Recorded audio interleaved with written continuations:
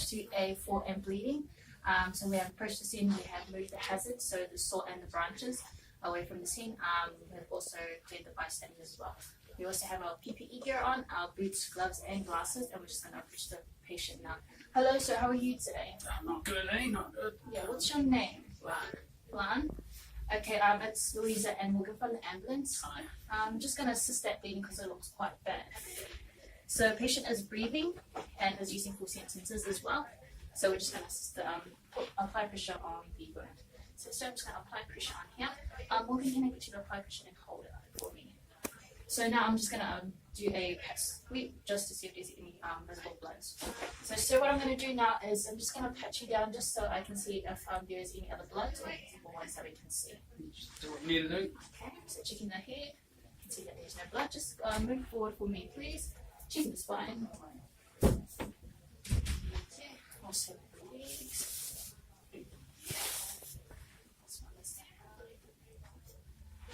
I can see that there are no visible bloods, and what we're going to do now is assist the bleeding.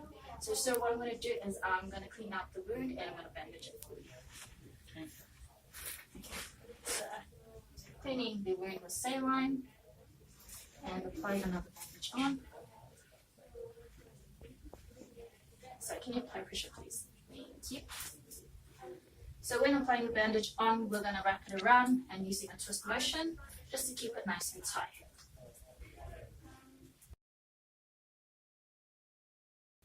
Like so, and we're going to elevate the arm.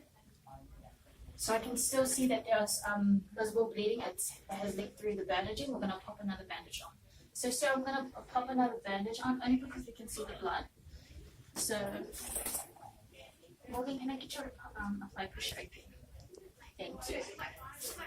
And again, wrapping it around and twisting it as well, just to keep it nice and tight.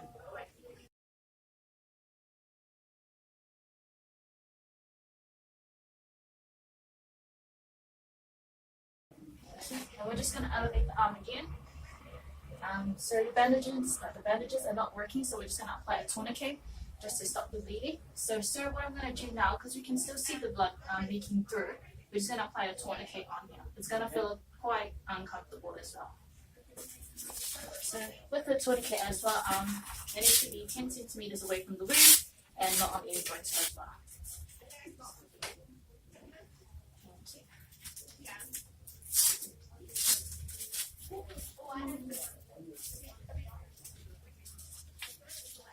How are you feeling, sir? So from a scale of 1 to 10, 1 being okay and 10 being really sore.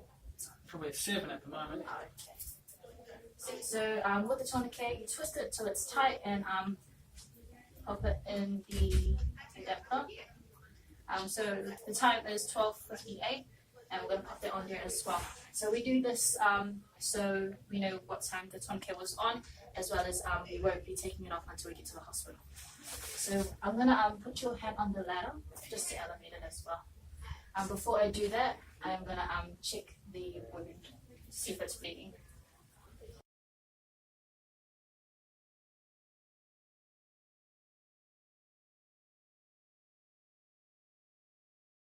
So I can see that the bleeding has stopped. So what I'm going to do is I'm going to pop a light bandage on.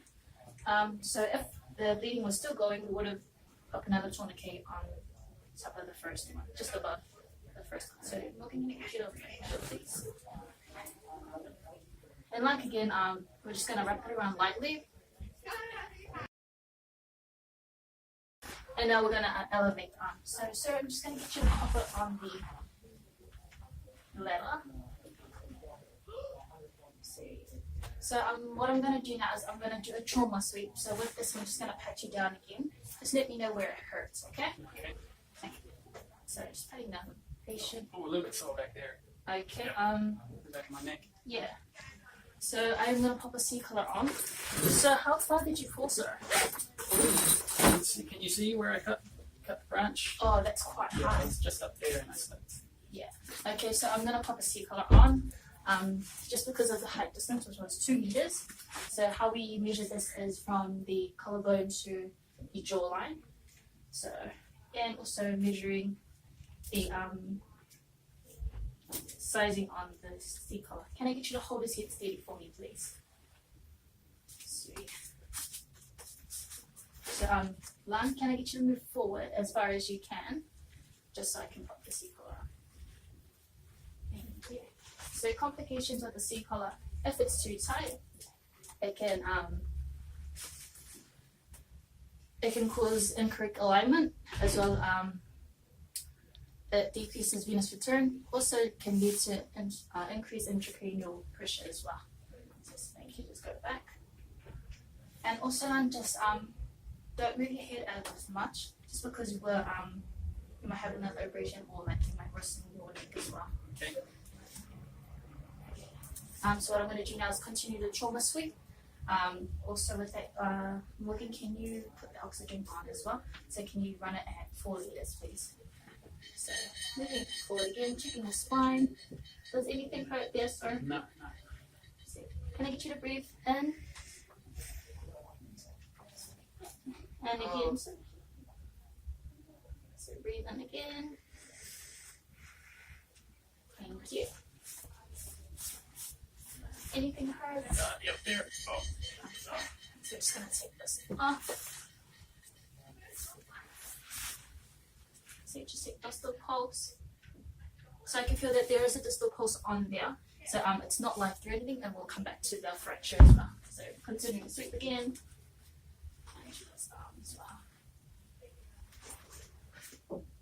So what I'm going to do now is vital signs. So if you can come on this side, and then I'll pick up on that side.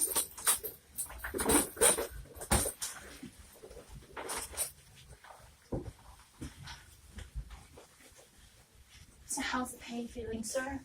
It's maybe an 8 now. An 8, okay. I'll give you some meds shortly after the vital signs, okay? Sir, I'm just going to pop a BP cuff on you. It's just going to tighten a little bit, okay? Okay.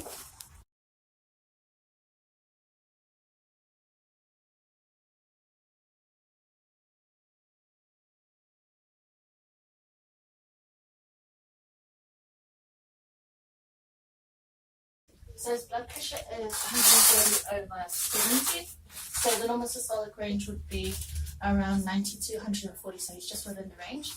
So I'm just going to check his heart rate and his respiratory rate too. His heart rate is at 70 beats per minute. So that's within the range of 30 to 90.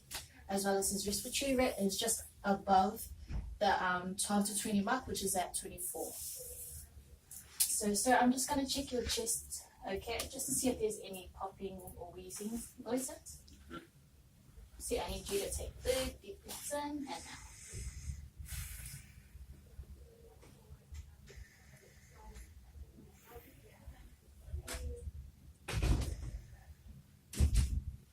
And one more. Thank you. So like what I said again, we're just checking for some crackling, wheezing, and popping noises as well. So are you allergic to any medication? No allergies. Do you take any medication? Okay. You're obviously not pregnant, aren't you? I don't think so. Okay. So we're just going to give you some meds before we assist your fracture. So can I get you to pass me the ibuprofen and the Panadol, please? Thank you.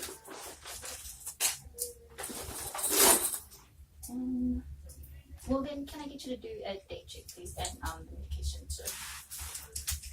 So we have paracetamol, and that's December 2018. Thank you. So with paracetamol, we ask the patient how much they weigh before we do give them the medication. So how much do you weigh? 76.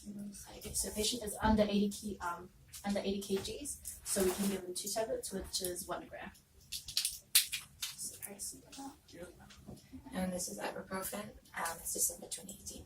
Thank you. And so with ibuprofen as well, so he's under 80 kgs, so that is 400 milligrams, and that's 2 tablets. Yes, there you go. And I've got your cup of water here for you, sir. Thank you. Thank you. Can I get the methoxyflurane, please? Thank you. So, have you seen one of these before, sir? No. Yeah. This is called a methoxyflurane. Have you ever heard of malignant hypothermia? No. Okay. So with this, you need to pop this on your wrist. Close this if you want a higher dosage, and you need to breathe in deeply and out through the whistle. Okay. So with this also, the patient can have 3 meals. So he can have a total of 6 meals, but no longer for that's it for the week as well. So Morgan, can I get you to do a deck check and what the This is methoxyflurane and says December 2018. thank you. And so do you have any kidney problems? No, no. So you won't be able to take this if you have a kidney Yeah. problem. So we'll pop this on your wrist. And like what I said again, so breathe in deeply and out through the whistle. So what we're going to do now is assist the fracture. So sir, we're just going to do your leg now. Just let us know if anything hurts. So Okay. how do you feel now? It's still a 7 right now. Okay. So just keep blowing in and out through the whistle. So what we're going to do is just check to see if they're the same color, cap refills, as well as the distal pulses too. Also, when assisting a fracture, we're going to use plus discs. So that's pain, loss of function, unusual movement, swelling, deformity, irregularity, shortening, cryptus, as well as shock. So sir, can you feel this You tickling my feet? on both your feet Yeah, or one? both feet. Okay. So just Now you're pinching. that's good. How about the side? Yeah. So cap refill is good. Just check me the still pulse now. Let's see. And seems normal on both legs. So can I get the towel please? Thank you. So when using the splint, we're gonna measure from the above the joint and below the joint as well. So that's good. Can I also get you to get the triangular bend, please, madam? Thank you. So how are you feeling, sir? No, it's gone down, so fine. Okay. Much better. Just a little bit sleepy. Yeah. So with the methoxyflurane as well, you can feel a bit nauseous, sleepy, and that's quite normal. But if you feel anything besides that, then let us know, okay? Well, can I get you to lift the feet up, please? Thank you. So I'm just gonna work around you.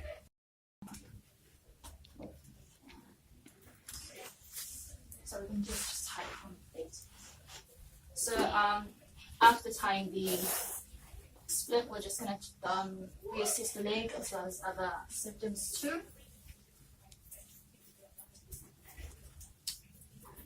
So now just gonna check the distal pulse. Seems normal on both feet. Cap refills. Seems reasonably normal. And can you feel that again, sir? You still tickling both feet? Good. And how are we feeling?